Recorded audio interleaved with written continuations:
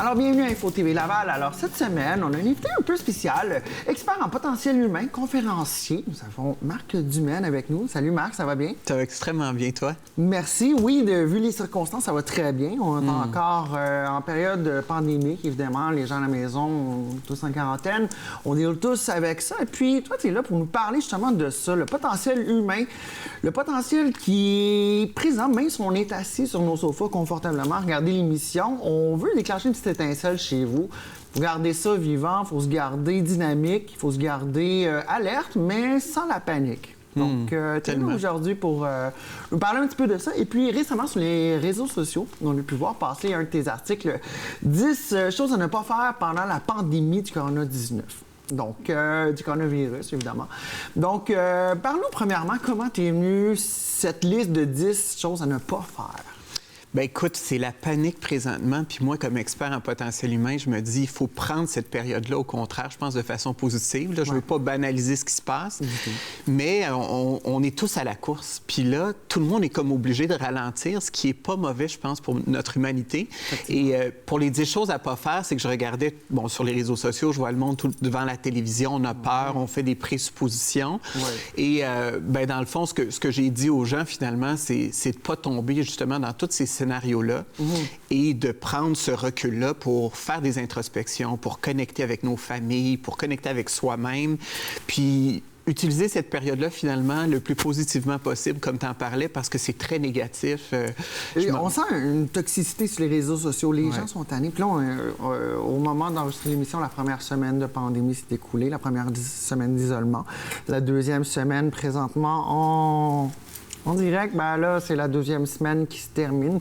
Donc, on commence à voir la courbe s'aplanir, mais c'est quand même difficile pour les gens stressés de notre génération, je te dirais. On est tout le temps sur nos textos, nos cellulaires, le travail et tout.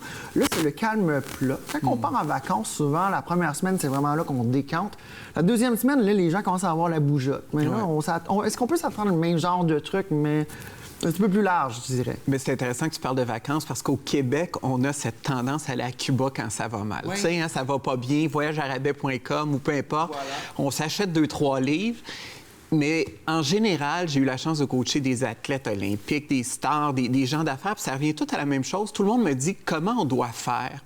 Puis c'est pas tant ce qu'on doit faire que ce qu'on doit être. D'accord. Et présentement, dans le fond, la leçon de ce qu'on est en train de vivre, c'est qu'il faut apprendre à être. Parce que là, on ne peut plus faire. Comme tu dis, on est sur une adrénaline. On est plus dans l'action de se prouver à nous-mêmes à tous les jours qui on est, qu'est-ce qu'on est. Exact. C'est tellement une société de performance. Il faut se prouver, il faut toujours de l'overtime, il faut avoir des statuts. Là, on n'est pas dans le trafic. On n'a pas... Là, finalement, le gouvernement nous oblige à arrêter tous nos mandats.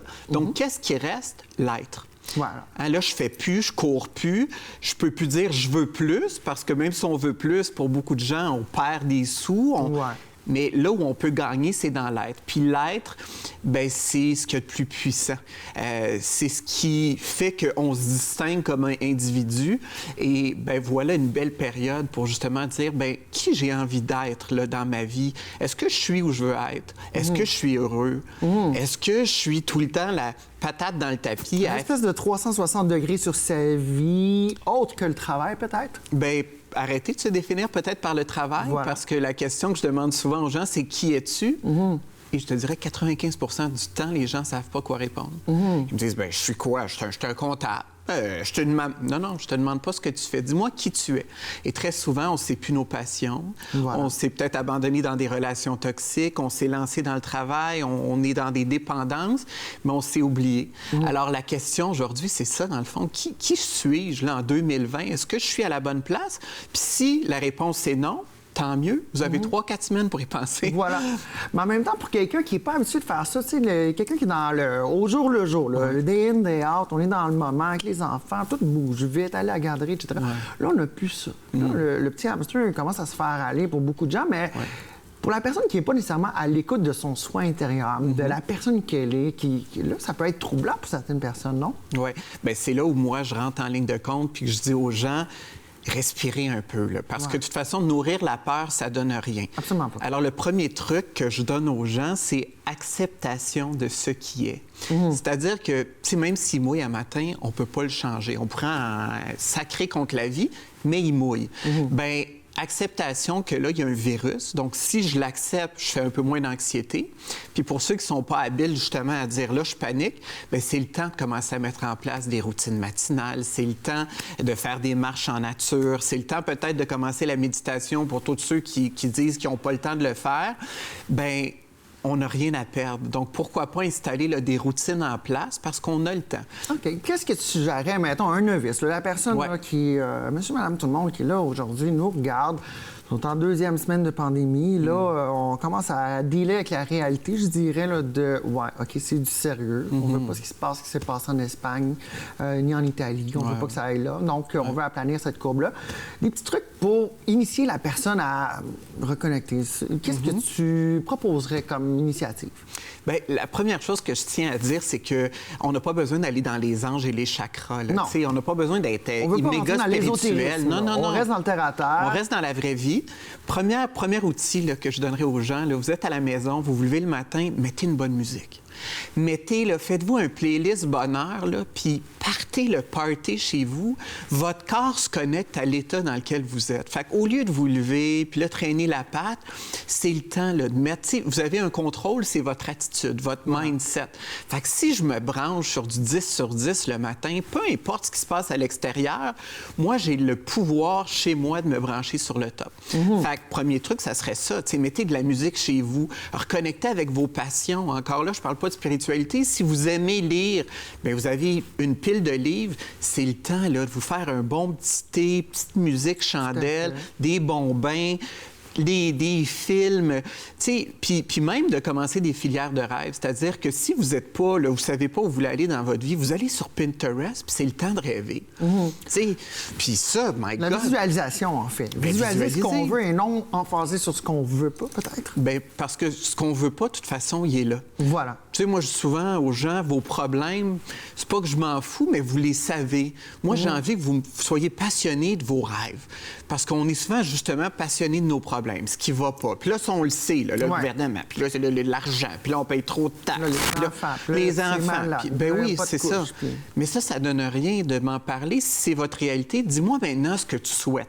Fait que c'est le temps de faire le point sur, justement, qu'est-ce qui m'anime? Tu sais, qu'est-ce qui, en dedans, là, me ramène à mon essence? Il y a beaucoup de gens qui l'ont oublié, ça. Ben oui. Parce que beaucoup de gens, dans leur routine, la passion, c'était quoi? C'était quand ils avaient 16 ans de faire du skateboard. Là, ils sont 20 ans plus tard. Qu'est-ce qu'ils font? C'est difficile pour certaines personnes de reconnecter. Qu'est-ce que tu dirais à ces gens-là? La première chose qui t'allume, l'enthousiasme, peut-être? Bien, puis pour tourner là, justement, à l'enthousiasme, je vous dirais, ressortez une photo de vous à 6-7 ans. OK. Puis là, tu te regardes, là, puis tu te dis, moi, ce petit kid-là, là, qui est moi, là, qui était si merveilleux, qu'est-ce qui l'animait? Tu sais, moi, je sais qu'à 6-7 ans, j'étais un petit artiste. Bon, ben moi, je me suis amené à faire de la scène. Puis là, je m'amène à faire des conférences. Mais j'y demande à mon petit Marc le matin, t'as envie de quoi? Tu veux-tu écrire un livre? Ben ouais, je m'en vais puis j'écris. Voilà. Mais connecter avec cet enfant-là parce que c'est lui qui est éteint, parce que l'adulte responsable qui s'occupe des enfants, du ménage... Ça écrase. Ben oui, ça écrase. Alors que cet enfant-là, en nous, qu'on n'écoute pas souvent, qui fait que très souvent, on tombe dans le vin, dans la drogue, dans la surconsommation, dans le jeu. Divers. Ben oui, parce qu'on s'amuse plus. Voilà. Fait que l'adulte, là, il est tanné vendredi. Fait que là, on se met à boire. Mais l'enfant, dedans, il dit « Pourquoi tu m'amènes pas jouer? Pourquoi qu'on part pas, là, comme dans le temps dehors, là, puis qu'on s'en va pas prendre une marche, puis qu'on s'en va pas chanter à matin dans la douche? » Puis, fait que reconnecter avec votre enfant intérieur, toutes les réponses sont là, mais il faut s'écouter. Il faut arrêter, tu parlais de l'hamster, là, c'est tellement ça, là, cette maudite voix-là qui parle. Qui tourne en rond, etc. Exact. Écoute, il nous reste 3 minutes, Marc, puis j'aimerais que tu nous parles un petit peu de ton travail en général. Qu'est-ce que tu fais? Parce que là, on parle, on a l'air à... Mais il faut que les gens sachent qu'est-ce que tu fais, premièrement. Donc, tu travailles en programmation neurolinguistique. Entre autres, exact. C'est une forme de psychologie. Oui, bien, c'est une forme, en fait, c'est de comprendre, en fait, tous nos mécanismes humains. Moi, ce qui me fascine, là, c'est l'humain parce que j'ai été fucké longtemps. OK. Moi, les 30 premières années de ma vie, je ne m'aimais pas. Tu avais un parcours difficile. J'ai un parcours difficile. Pourtant, j'avais tout dans la vie, mais j'ai fait 3 overdoses. J'ai perdu mon permis 2 fois pour alcool. J'ai fait des burn-out. J'ai une mère qui était schizophrène. Fait que l'humain est devenu ma passion. Puis je me suis demandé comment ça qu'il y en a qui réussissent, puis qu'il y en a qui ont tout, puis qui finissent morts. Ouais. Pourquoi que Céline Dion a un parcours presque sans faille, puis on voit plein d'artistes Qui tombent dans la drogue et plein d'affaires. Ouais. Puis ça, c'est une science. Ça, c'est pas de la chance. Tu sais, les gens qui réussissent, qui sont heureux, puis je parle de réussite, c'est pas juste de l'argent, là. C'est pas juste réussir dans la vie, c'est réussir sa vie, peut-être. Exact. Fait que c'est ça que je fais. En fait, je suis expert en potentiel humain. J'ai commencé une entreprise il y a 10 ans qui s'appelle Asana Coaching. Donc, j'ai eu la chance de coacher des gens dans tous les domaines. Puis ce qui est intéressant dans l'approche que j'utilise, c'est une approche solution. Fait qu'on regarde pas les problèmes, on se dit, on fait un game plan. C'est quoi le plan de match qu'il faut faire pour que tu atteignes tes objectifs? Le fameux, vous êtes ici présentement. Oui, mais souvent, tu sais, je vais te dire, tu vas où, on le sait pas, puis tu sais pas plus comment y aller. Fait que si on est capable de construire un chemin, déjà, c'est stimulant. Puis des fois, ben ça bouge, c'est pas grave, mais au moins, on avance. Ouais. J'ai la chance de faire des conférences. Je suis également formateur en entreprise. Et là, j'ai plein de projets. Donc, je suis en train de développer autant à la télé. Je suis en train de développer des projets avec le Mexique pour avoir des retraites. Moi, je suis un passionné.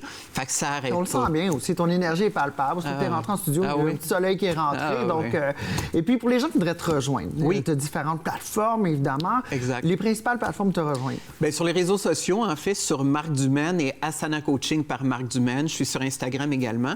Et j'ai lancé une nouvelle plateforme qui s'appelle marcdumaine.com avec une académie et du coaching en ligne pour permettre à tout le monde, dans le fond, à la maison, de se prendre en main. Puis c'est important, tu sais, on investit dans le vin, on en parlait, les voyages à Cuba. Mais pourquoi pas investir dans nous? Tu sais, on est notre meilleur rendement sur le long terme. C'est nous, c'est notre capital humain. Donc, il ne faut pas se négliger. Je pense que là, avec le virus, mon message, là, c'est lâchons-nous pas. On va y passer. Ça va peut-être prendre 2-3 mois, mais c'est le temps là, de ressortir ce qu'il y a de plus beau dans notre humanité. Voilà. Ben écoute, c'est super bien dit. Marc Dumaine à marcdumaine.com. Un gros merci. Merci à toi. Bon Cambronne pour la suite. Bonne fin de quarantaine. Et puis, on continue à te suivre sur les différentes plateformes sociales. Merci.